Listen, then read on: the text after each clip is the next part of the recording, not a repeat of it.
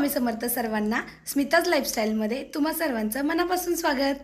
सकाळी सकाळी किचनवरचा अस्ताव्यस्त पडलेला सगळा पसारा बघून तुम्हाला असं वाटलं असेल की काय गोंधळ घालून ठेवला हिनं किचनमध्ये।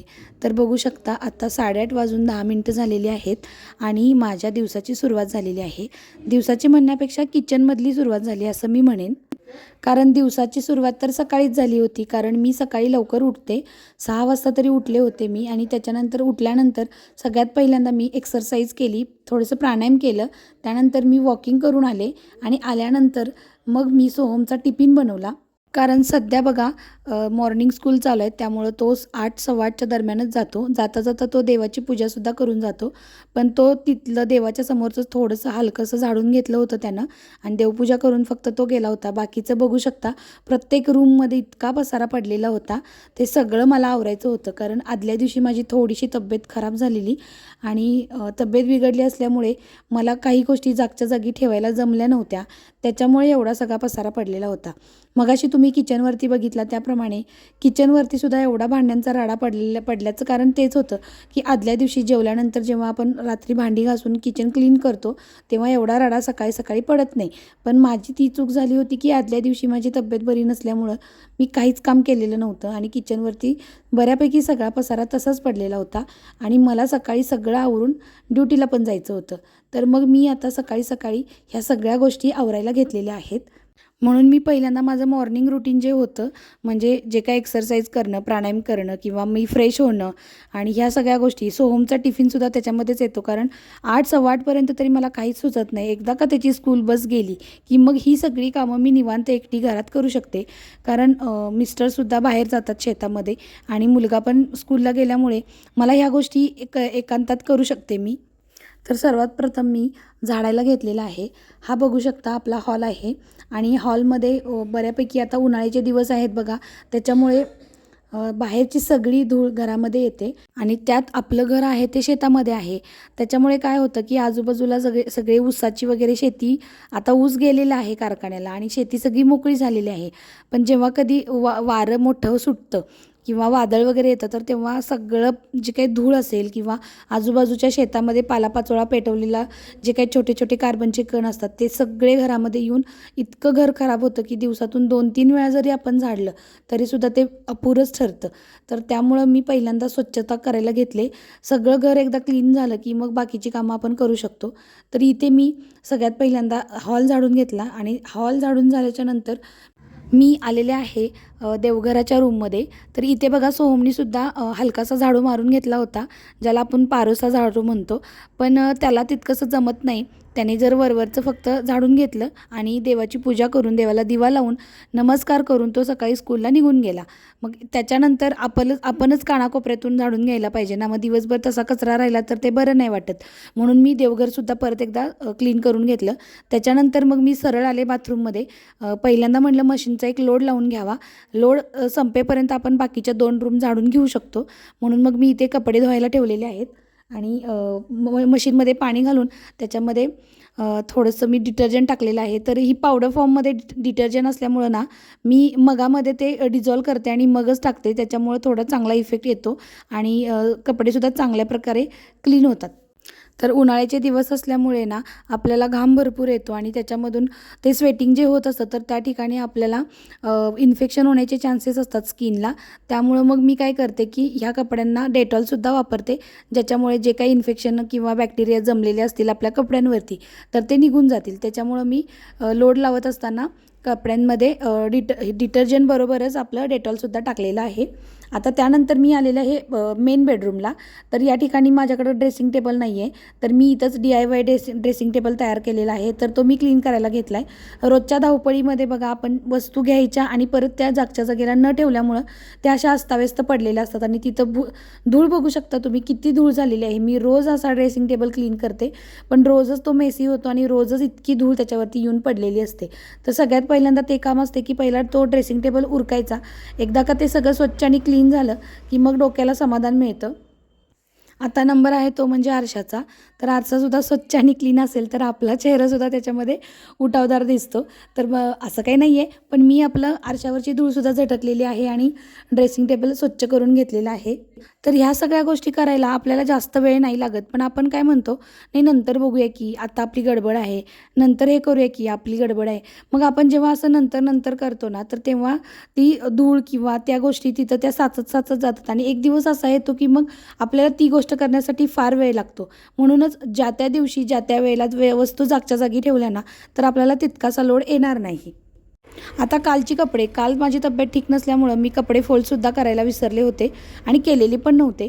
म्हणून म्हटलं चला आज पहिल्यांदा कपडे फोल्ड करूया. तर इथे मी सगळ्यात पहिल्यांदा कपडे फोल्ड करायला लागले. त्याशिवाय मला बेड रिकामा करताच येणार नाही. आणि मी काल ड्युटीवर गेले असल्यामुळे ना, माझ्या मुलग्याने ते कपडे बाहेरचे आणून बेडवरती असेच टाकून दिलेले होते.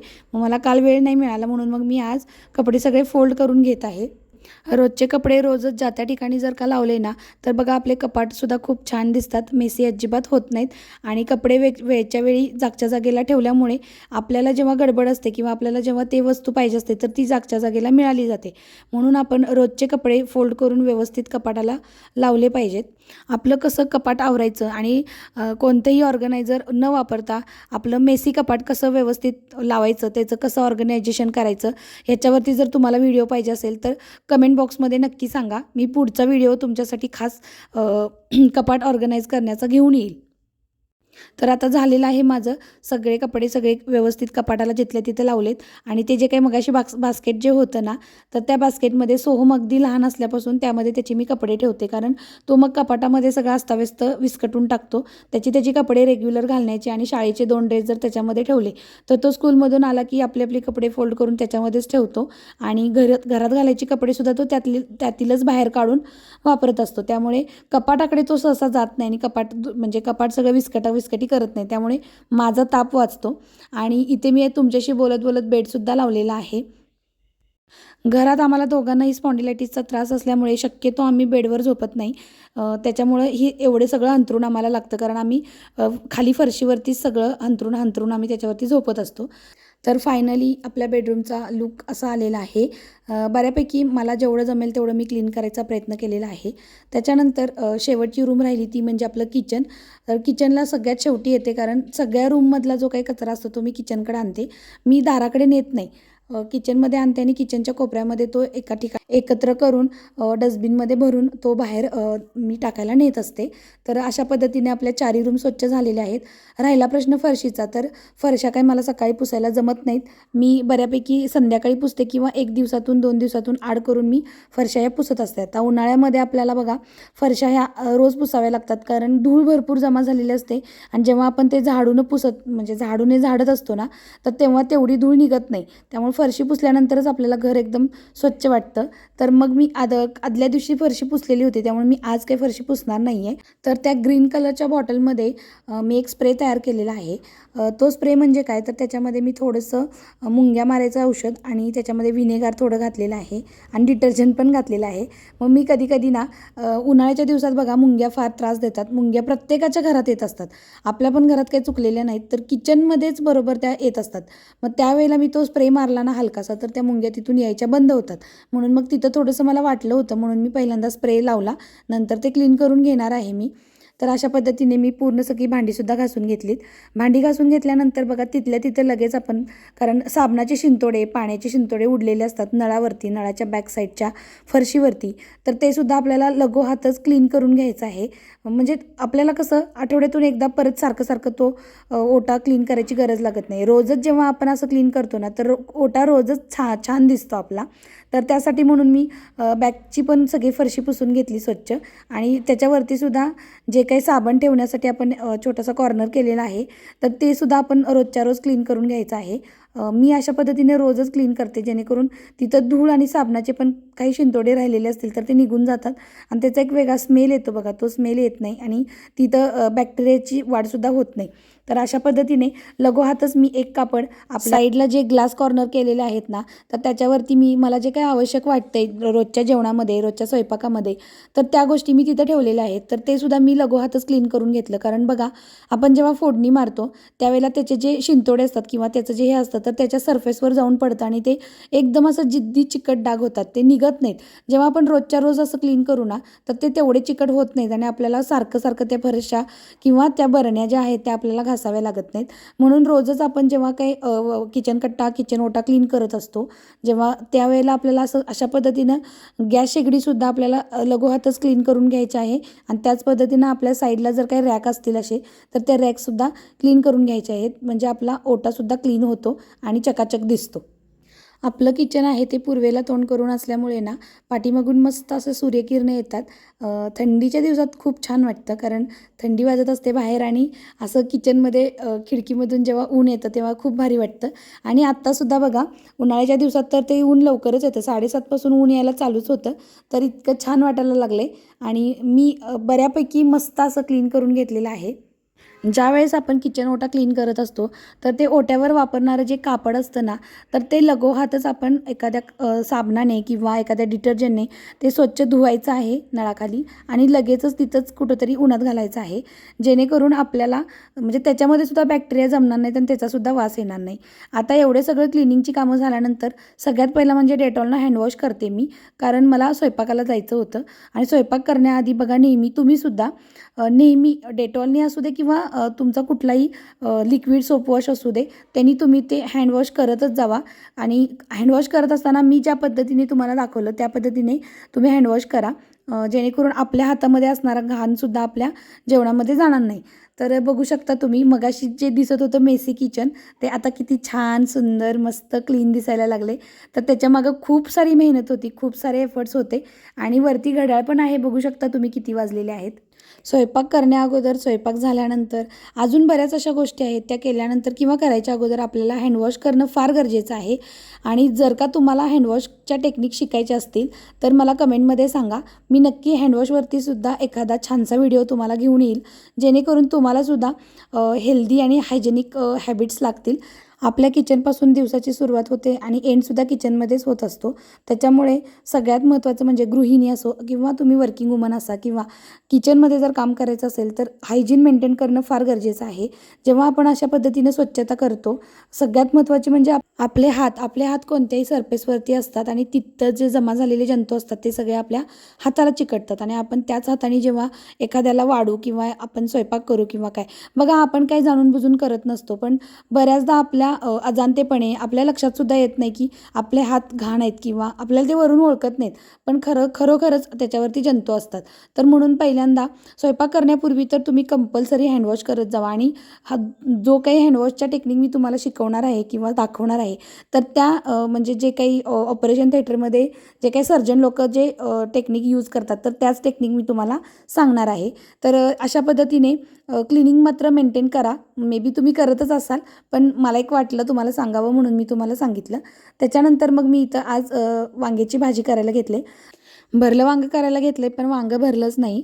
म्हणजे काय तर वांगं पहिल्यांदा चिरून घेतलं, तेलामध्ये ते थोडंसं फ्राय करून घेतलं आणि त्याच्यानंतर त्याच्यामध्ये फक्त कोल्हापुरी लाल तिखट, हळद आणि मीठ घातलं आणि ते थोडंसं परतून घेतलं. त्याच्यामध्ये परत मी शेंगदाण्याचे कूट घातले, थोडंसं पाणी घातलं आणि वांगं शिजायला ठेवलं. बस बाकी कुठलेही मसाले मी याच्यामध्ये वापरत नाही. अगदी हेल्दी रेसिपी बनवते आणि घरच्या घरी अशा पद्धतीने जेव्हा आपण जेवण बनवू तेव्हा ते सुद्धा आपल्याला आरोग्यदायीच असतं. जास्त मसाल्यांचा वापर केला ना तो सुद्धा आपल्या शरीरासाठी हानिकारक आणि घातक असतो. तर याच्यानंतर मी चपात्या करायला घेतलेल्या आहेत. सकाळी शक्यतो आपल्या घरी चपाती भाजीच बनते. जर का रात्रीचं काही जेवण शिल्लक असेल तर आपण ते पुढं कंटिन्यू करतो, नाही तर शक्यतो आपल्या घरी सकाळी चपाती आणि भाजीच असते. तर मग इथं आता मी चपात्या करायला घेतलेल्या आहेत. सोहमला तर काही सकाळीच टिफिन दिला होता मी, नाश्त्याचाच पदार्थ मी त्याला सकाळी टिफिनला देते. दुपारी आल्यानंतर तो फुल जेवण जेवत असतो. नाश्ता आम्ही पण करत नाही, फक्त त्याच्यासाठीच बनवलेला होता. आम्ही शक्यतो सकाळी चपाती भाजी खाऊनच दोघे पण बाहेर पडतो आणि दुपारी पण डब्याला चपाती भाजीच असते. तर माझा स्वयंपाक उरकल्यानंतर सुद्धा मी परत एकदा किचन ओटा क्लीन करून घेते, फक्त कापड मारून घेते नॉमिनल.